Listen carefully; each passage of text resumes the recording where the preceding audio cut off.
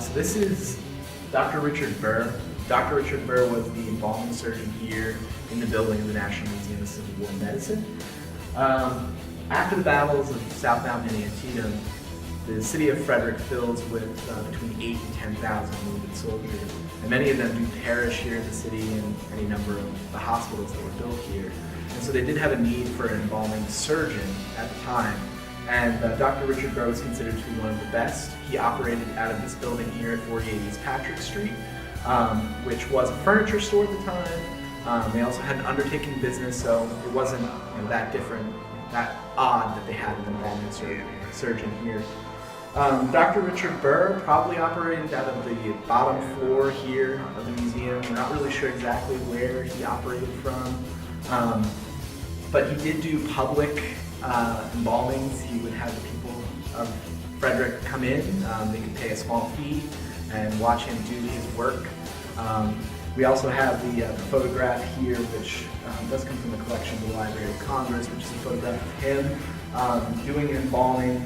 He did like to, he's a bit of a showman. He liked to show off his skills. He was also had a tendency to be a bit of a, what's the term for it? I would say, word's not coming to me. He was kind of corrupt. Not just corrupt, but shady. Shady is a good word for it. He at Gettysburg, after Gettysburg, he set up shop alongside another embalmer outside of Gettysburg, and they got into a fight. He burned down the other embalmer's tent with all his equipment inside.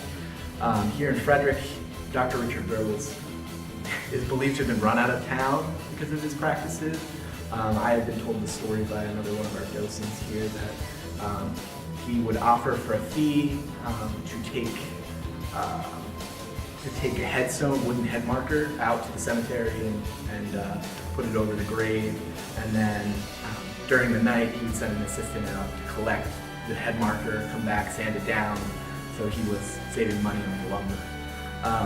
So that's Dr. Richard Burr. A little bit about him. He's a really interesting character that we cover here at the museum.